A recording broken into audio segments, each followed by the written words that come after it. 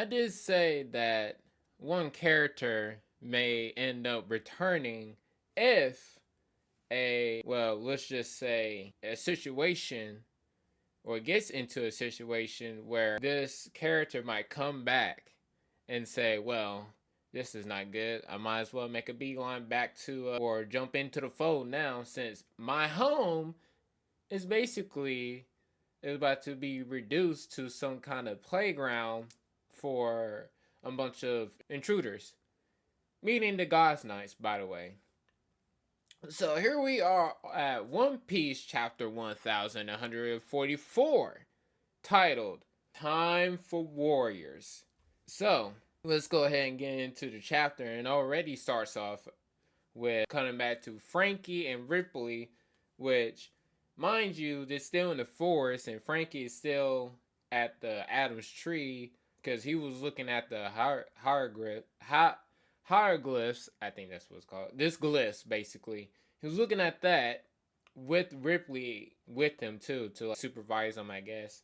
I'm betting that's what she's doing, just supervising Frankie, telling the history of what's behind everything, basically. So you got him and Ripley discuss fighting a little. It looks like a laboratory. So that basically are a laboratory or abandoned laboratory, an ancient laboratory, mind you. But Frankie says this is giving me a scientific vibes and all of that. And Ripley says, well, I figured you of all people will appreciate it, being a cyborg and all. I mean, why would there be a facility like this in a country of warriors? And then go to the next panel. You got Dr. Vegapunk with Bonnie coming, well, going towards the ancient factory since they found Ripley and Frankie. And basically, Vegapunk's like, hey, I didn't expect you guys to be here. And so is Bonnie. And Frankie's like, what are you guys doing here? And obviously, with Lilith as Vegapunk, well, technically she is Vegapunk, but at the same time, she's Lilith too. But I was just going to say it's Vegapunk basically. It's Vegapunk at the end of the day is Vegapunk, craved by Vegapunk. So basically, she just says we got lost, and also she said, Bonnie said, thanks for fighting us. By the way, I guess even geniuses like us get lost, right? And Ripley says it's good we found you. There was a horn blast earlier, so the woods might not be safe right now. Another thing too, since Frankie and Ripley was also in the woods where the Adam tree is, so I'm guessing Ripley heard that horn get blown, and she was like, "Well, shit, this is not good. The force is not. It seems like there's trouble, and since I'm with Frankie, well, gotta be on my guard now since something's going on, basically." So I'm thinking Ripley and Frankie or I'm betting Frankie and Ripley. Ripley might have an inkling what's going on. Not inkling, but thinks she knows what that horn is or why it has been blown. And so I'm guessing, let's just say, cautious about her surroundings. So I'm betting I don't know if she has a weapon with her. That's another story that I don't want to, right? So Vegapunk ends up saying, well, in any case, this facility is really stunning me. And I estimate that it's been here for at least 3,000 years. That's what Vegapunk says. And Frankie's like, well, how the hell did you know that? Basically. And Ripley's like, we can't really refute that claim, though. Honestly, we locals aren't sure about the origins of this building. So however old is Ripley, however old she's been around Elbath that long, guessing she doesn't know where this laboratory came from, or this ancient laboratory. But Frankie's like, well, how the hell you know that? And Ripley's like, well, we can't refute that claim. We even locals don't even know about this laboratory that's been here since I've been here, right? Long living on this island, right? So Vegapunk goes on to say, now that's something worth researching. I think I might make myself at home here. So I'm not gonna say nothing, but I think if nothing goes wrong, Vegapunk, I think, should stay here on Elbath because you got the ancient laboratory right there. Who knows what's in that ancient laboratory, by the way? There could be something in that laboratory, mind you, since it's ancient. Don't know how long it's been there. By Vegapunk's estimate, it has been 3,000 years, so it's up in the air basically. Bunny screams out of nowhere, and everybody's like, "What's going on? Why are you screaming?" And then we get one of the children's worst nightmares that's been brought into existence by Krillham's devil fruit power, and it's a thundercloud, and it says, "What I fear most, scary thunder." And you see a big menacing thundercloud hovering, shooting out thunderbolts, lightning bolts everywhere. Above, below Frankie, and Ripley, and I'm guessing Bonnie and Vegapunk, which I do not see them at this panel. Where are they at, Oda? And Frankie says, "Oh man, this is unreal. Elbas is just full of crazy stuff." Ripley's like, "No, this is not natural. We haven't seen. This is not native to Elbas, just to tell you. So something must be going on." And Ripples, and she definitely says too, it's like, "What kind of creature is this?" Now back to the Western Village, and what I said last chapter, what I fear, or not what I fear, but last chapter, that big old skeleton that rose from the forest, and slaps down the firefighters ship. Now it's appeared in one of the villages, or Western Village. There you go. And the scripture says, "What I fear, what I find most scary, Dragger." And I hope I'm saying that right. I'll put it right here. After I do that for every single one, a monster that's manifested by Quillgam, Gam. Well, I don't care. Anyways, everybody says, one giant says, "Sober up and grab your weapons. That first salver was wrecked. It's not just a regular zombie, it's Dragger." And I'm pretty sure other giants like, "That motherfucker right there, it slapped us down. So everybody sober up, get your weapons, and defend us, bro, because it's not looking good."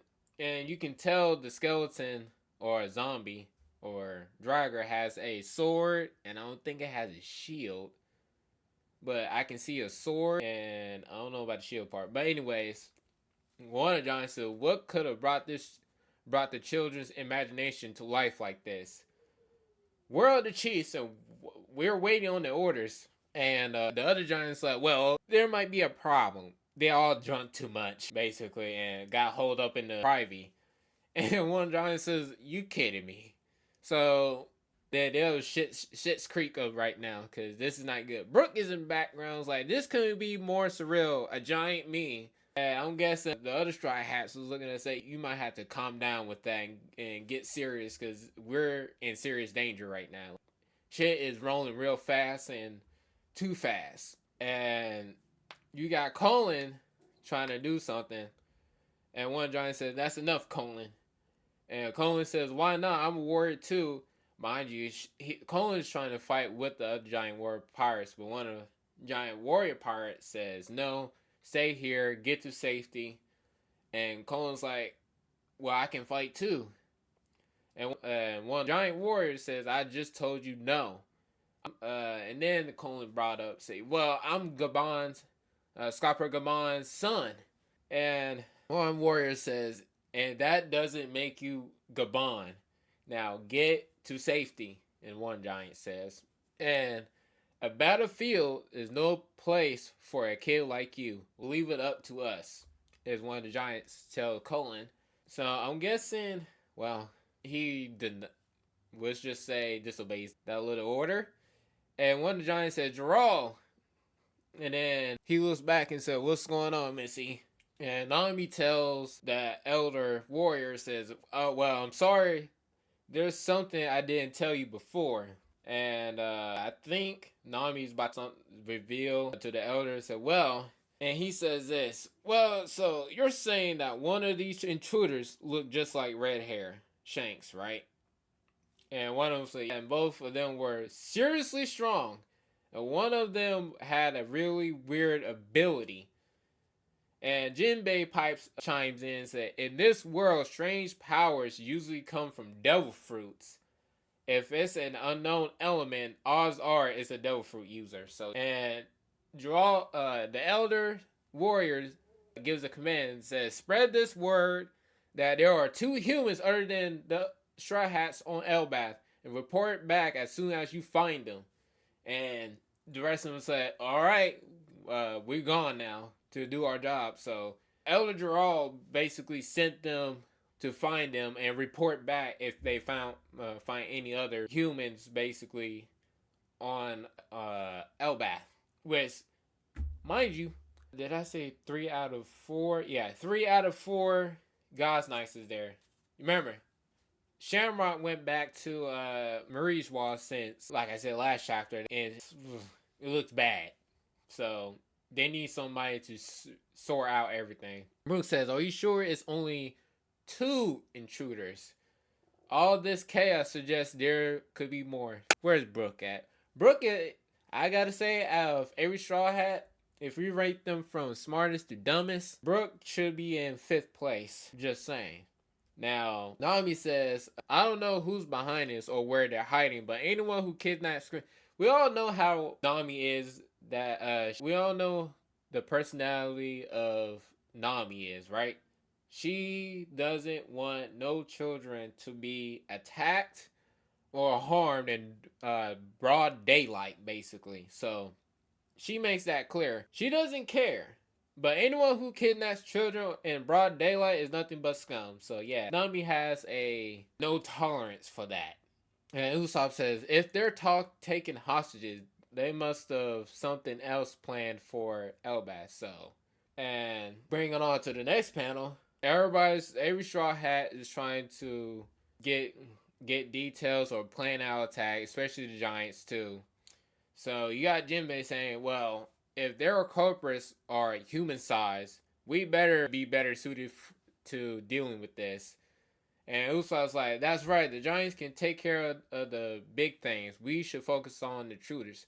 I just want to say, we haven't, I would say, if they got in an all balls out fight, the life and death situation they can't get out of, this might be the perfect time for Straw Hats, or for the Straw Hats to, matter of fact, this is the perfect time for Oda to focus on the 3 God's Knights to gauge their full power. We somewhat got what Goko's abilities are, what she can do when she's at full power, but at her beating up on Loki doesn't reveal what kind of power or how much power she has, because to me that's basically, first of all, Loki's chained up. Second, it even says a couple chapters ago she was letting off steam, basically. So she was pissed.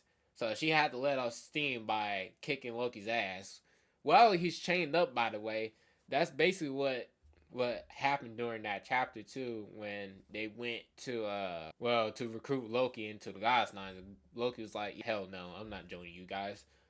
No way, you're good. You guys were kind of worse than I am. In prison and slavery, those are going hand in hand with my agenda. Sorry, but screw you. Now, Brooks says, agree, but Elbath is too big for us to search on foot. I think they can narrow it down a bit. No, matter of fact, I'll say this now, before the news chapter comes up, because I'm just getting around to this chapter.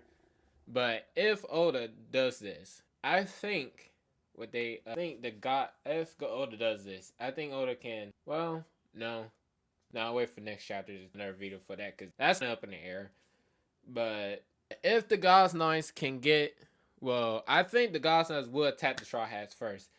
Whoever, I'm thinking, it has to be Zoro. Zoro will have to make the first contact with the God's Knights, because he gets lost, always.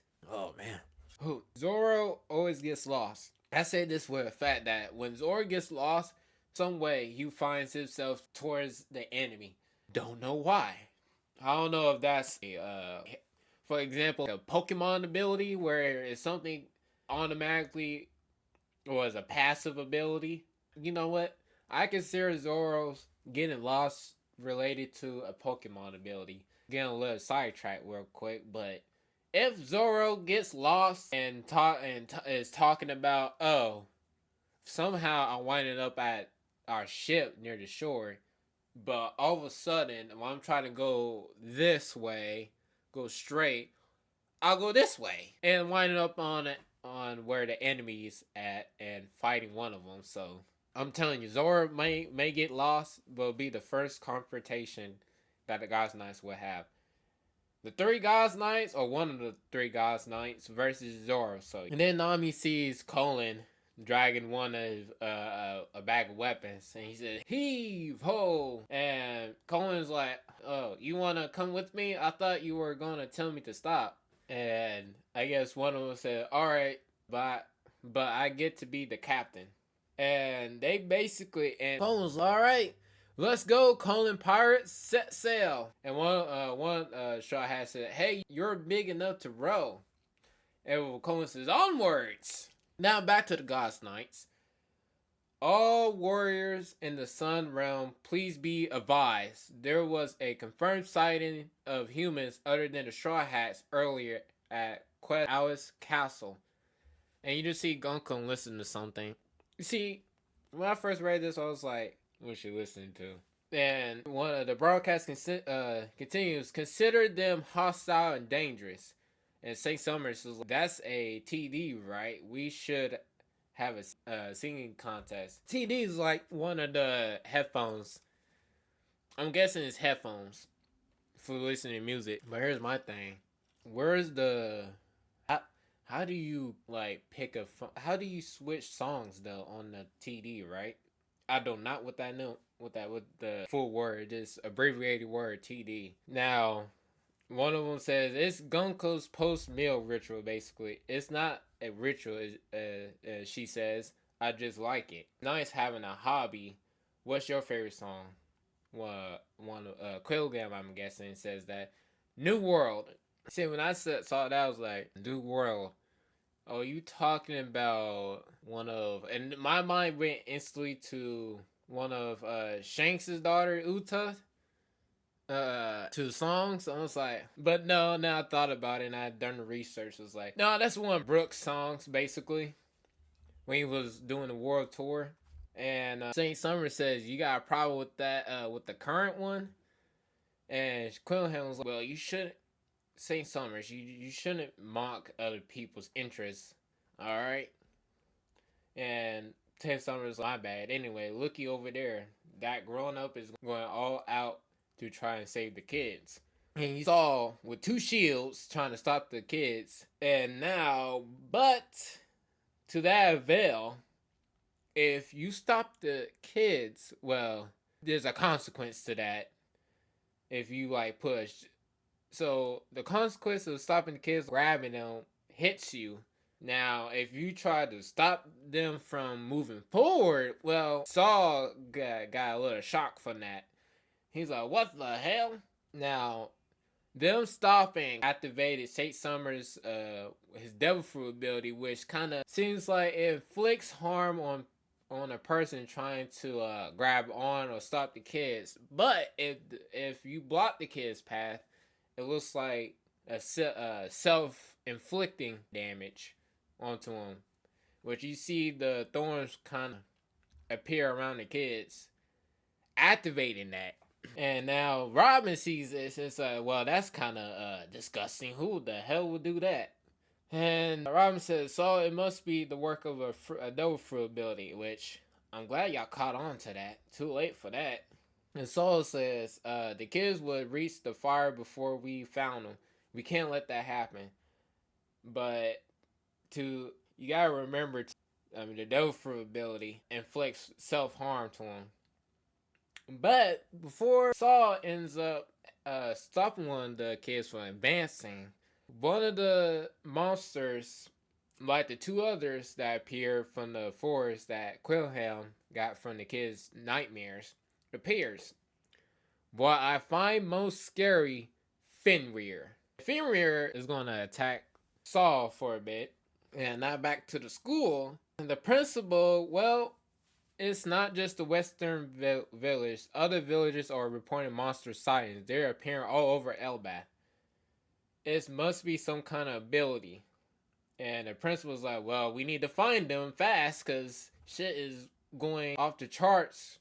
And you cut back to the western village outskirts where they finally brought down the skeleton. Not Naru, but shoot, I forgot what it's called.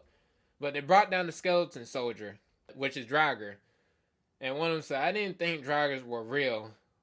Who knew taking one down would be this much trouble? Well, them saying that, another one appears. And one of them says, it's a Nigor. And a title says this. What I find most scary, Nigor. Hope I'm saying that right. And then a second one pops up beside it, which is the ghost. And it says, what I find most scary, a ghost. I wonder, where's the other one at? And one of them says, it's no use, they just keep coming. We won't be able to protect the village. Everyone take cover. And you get basically what happened to on Little Garden when the Straw Hats was trying to escape. And when they one-shotted the Kids Pirates ship into oblivion, you get Dorry and Brogy with the Hoku Sovereignty. And it said, ready, Dorry? Absolutely, Brogy. And they raised their swords. Oh, well, not swords, but weapons. And they said, Hoku Sovereignty, and blast a giant blast to Nahargar and the Ghost, which successfully obliterated them both in one shot. And the ship comes through, and this is the sovereign mode of our mighty ship, the Great Eric. You monsters are in for it now. For making us waste our booze, basically. And all the giants are singing praise that their two captains are now here, along with another person, the Mountain Eater Yasan. That ship's basically invincible now.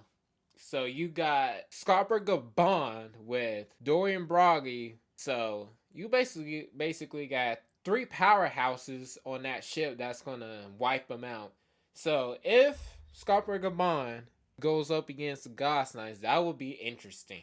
And it says the Pirate King's left hand arrives. Chapter end and final thoughts. Well, come on. So, in my opinion, Scopper Gaban would now be able to help out the Straw Hats and the other giants around.